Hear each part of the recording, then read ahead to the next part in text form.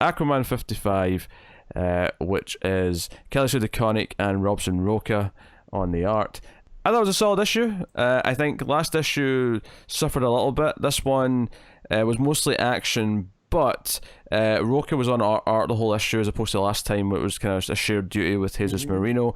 And I thought the mech fighting stuff with the monster, and even Mira doing her kind of like giant water version of herself, were both pretty fun visuals to play around with. Yeah, that was pretty rad.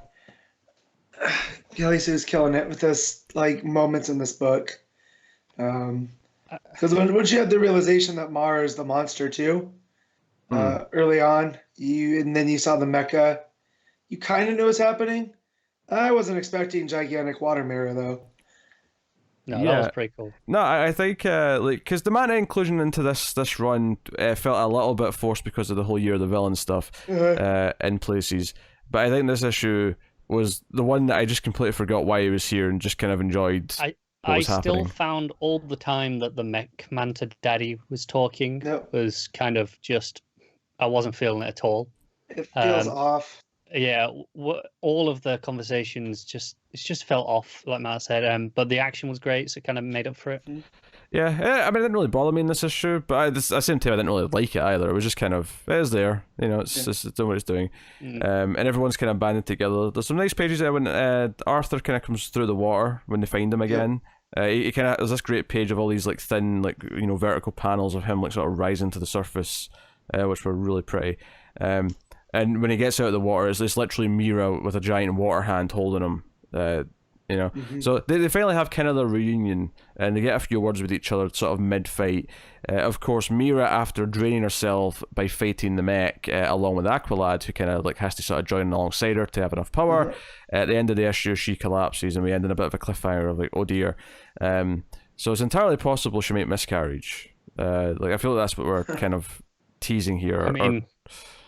I mean, having a Aztec fertility god there, I think she'll be okay. And, you think that'll help? Not to do too much spoiler stuff, but I'm pretty sure there's been some stuff in solicits and such that implied that there is a child.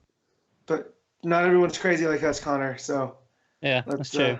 But I mean, I don't know, for whatever reason, I don't think this would have ever have struck me as anything was actually going to go that wrong. I don't know. No, Comics, but in continuity, if you know your Aquaman, they do have a baby that gets, fridged, for lack of a better term. Yeah. So, if you're a longtime Aquaman fan, I could see the worry. But again, knowing that Locke was there with her, like that's what I'm counting on. I'm going out of the story here because I don't think, like, the fact that Kelly Sue did so much research into these, aqua gods, they're just not there for no reason, right? Like, it's kind of interesting that this one's a fertility god, but linked with the sea. That's pretty unusual. Yeah, that's the Aztec gods though too, because water was such a. I mean, if you know about the Aztec myth of their major city where Mexico City is now, it was all underwater, and they had to build from. It makes sense given that water is life, but generally speaking, most cultures, the fertility goddesses would generally link with the earth rather than water. Right. Yeah. So, but there's another one too, and I can't remember. I just remember Locke because I looked that up for the annual, because he was the one that they thought was with the missing children and whatnot. Yeah. Or with the dog, or it was the dog with the children. Yeah. So. Which notably set after this issue, so this is actually gets us back up to date with where the annual was set. Also, Jackson Aqualad, he got the lightning power. Yeah. That's new, right? As far as I know.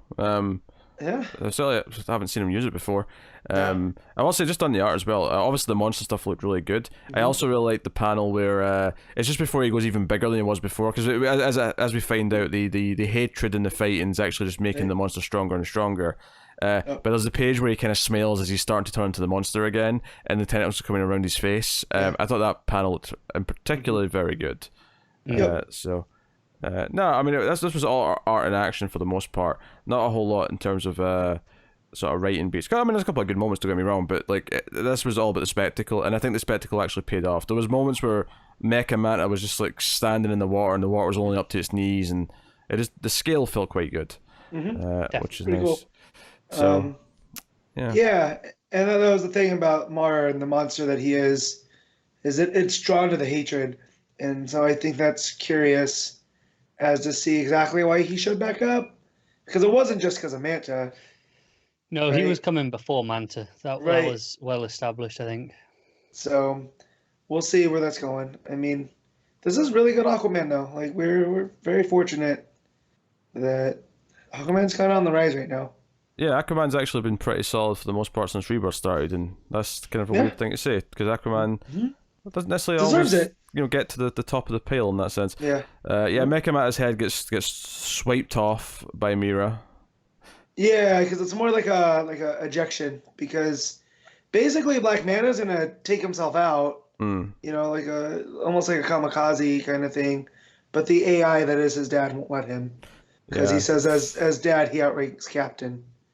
So like, I understand that moment and the whole fatherhood thing with Arthur and a pregnant Mara. So I appreciate that it's tied there, but still the voice for the AI seemed off. Yeah, I get the point of it, like you say, the thematic link. It's just, I don't know, just it never really worked, did it? This whole Aqua Daddy. Seems to be gone, because also we're probably starting new arcs, and so I don't even know if Manta's going to be. I mean, maybe it will be. Maybe Manta's still going to factor in the subplots, but that could be him for a little while now. All right, Matt, what are you giving it? I'm going to give this an 8. I like this issue. Got it. I'm just going to go with a straight 7. It's a solid action.